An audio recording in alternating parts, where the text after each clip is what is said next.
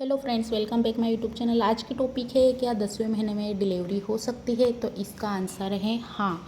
9th month आपका पूरा हो चुका है तो आपको हो सकता है। 10वां महीना लग चुका है, उसमें आपको 10 दिन के अंदर, 7 दिन के अंदर, 5 दिन के अंदर या 12 दिन के अंदर अंदर आपको ये डिलीवरी हो जाएगी। इसके बाद आपका टाइमिंग नहीं बढ़ेगी।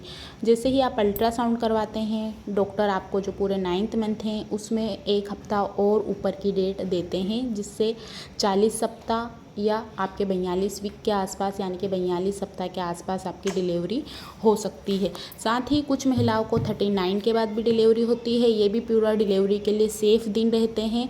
ये वीक में भी डिलीवरी हो सकती है। इसमें भी बिल्कुल हेल्दी और स्वस्थ बच्चा होता है। 40 और 42 वीक के आसपास अगर डिलीवरी होती है तो इसमें भी हेल्दी और स्वस्थ बच्चा होता है। तो आप परेशान ना हो। बहुत सारी महिलाएं परेशान हो जाती हैं कि डिलीवरी डेट जो दी थी वो निकल चुकी है, 1 दिन ऊपर हो गया, 2 दिन ऊपर हो गया, लेकिन अभी तक डिलीवरी नहीं हुई है। तो ये काफ़ी नॉर्मल है, इसमें परेशान ना हो। आपको डिलीवरी ज़रूर होगी और पूरा 10वां महीना डिलीवरी का नहीं जाता है। आपको 1 हफ्ता 10 दिन के अंदर अंदर डिलीवरी हो सकती है, क्योंकि डॉक्टर आपको आपकी जो पीरियड डेट रहती है उसके अकॉर्डिंग पूरा 9th मंथ जोड़ते हैं और उसमें +7 को ऐड करते हैं तो आपकी डिलीवरी हो जाती है। तो इसमें ज़्यादा परेशान ना हो। अब आपको बेबी ड्रॉपिंग जब होता है तो कुछ सिम्टम्स ऐसे महसूस हो सकते हैं, जिससे आप समझ सकते हैं कि 1 महीने के अंदर या 2 हफ्ते के या 3 हफ्ते के अंदर, यानी इसमें आपको कभी भी डिलीवरी हो सकती है। तो बेबी ड्रॉपिंग होता है तब आपको कैसा महसूस होता है, क्योंकि बेबी नीचे की तरफ इंगेज हो जाता है, आपकी लाइटनिंग हो जाती है।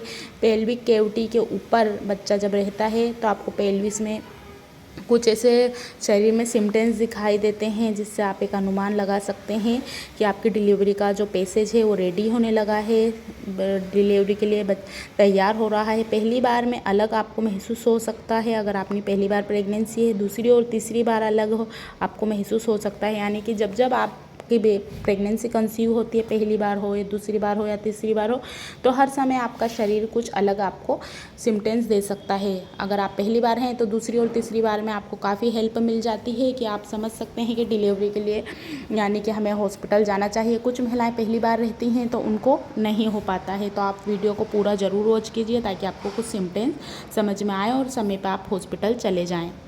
जब बच्चा गर्भ में हेड डाउन करता है तो 2 से 3 हफ्तों में डिलीवरी आपकी हो जाती है। पहली बार प्रेगनेंसी के दौरान ये डिलीवरी से पहले होता है। 80% महिलाओं को डिलीवरी से ये पहली बार होता है। 20% केसेज में ऐसा होता है कि लेबर पेन स्टार्ट होने पर बेबी हेड डाउन पोजीशन करता है। ये 20% महिलाओं में होता है। जब आप दूसरी बार या तीसरी बार प्रेग्नेंट होते हैं तो जो बच्चा है वो थोड़ा बेबी हेड डाउन करता है तो आपको ऐसे 5 सिम्टम्स दिखाई दे सकते हैं। अब आपको सांस लेने में आसानी हो जाती है।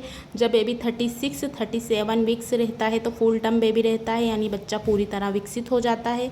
बेबी का सारा वजन प्रेशर आपके डायफ्रेम में आ जाता है। डायफ्रेम यानी आपके पेट और फेफड़ों के बीच एक पर्दा रहता है। जब बेबी हेड डाउन नहीं करता है तब फेफड़ों पर वजन रहता है। जैसे ही करता है तो जो पर्दे से फेफड़ों से वजन हट जाता है और अब आप अच्छे से सांस ले पाते हैं। डीप ब्रीथिंग लेने में आपको अब प्रॉब्लम नहीं होती है। तो आप समझ सकते हैं कि अगर आप आसानी से सांस ले रहे हैं, चेस्ट से लगा हुआ भाग नीचे की तरफ झूल गया है, पेट अंडाकार हो गया है, नीचे आपको ज़्यादा भार महसूस होता है, तो आप समझ सकते हैं बेबी ने हेड डाउन पोजीशन कर ली है। इसके साथ ही जब बेबी की ड्रॉपिंग होती है तो गर्भाशय के मुंह गिरवा पर प्रेशर पड़ता है। प्रेगनेंसी के दौरान गर्भाशय का मुंह बंद रहता है एक म्यूकस प्लग से। जैसे ही बेबी हेड डाउन पोजीशन करता है, बच्चे का प्रेशर वजन यानी कि पेल्विक पर आने लगता है और मुंह धीरे धीरे ओपन होने लगता है और म्यूकस प्लग धीरे धीरे बाहर आने लगता है। इसके साथ ही कभी कभी आपको हल्की सी ब्लीडिंग दिखाई दे सकती है, तो आप समझ सकते हैं कि बेबी ने हेड डाउन पोजीशन कर लिया है।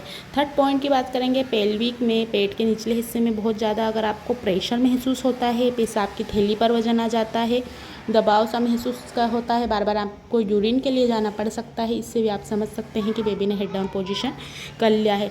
इसके साथ ही पेल्विक में दर्द होना, पेशाब की फ्रीक्वेंसी ज़्यादा बढ़ जाना, पीठ में तेज़ दर्द उठना, दर्द और झुंझुनाहट जैसा लगना, पैरों में आपको बार बार प्रेशर यानी कि पूरा बच्चे का लोड आपके पैरों पर आ जाता है, निचले हिस्से में दर्द होना और आपकी नब्स पैर की दबने लगती है, झुंझुनाहट होने लगती है कुछ महिलाओं को।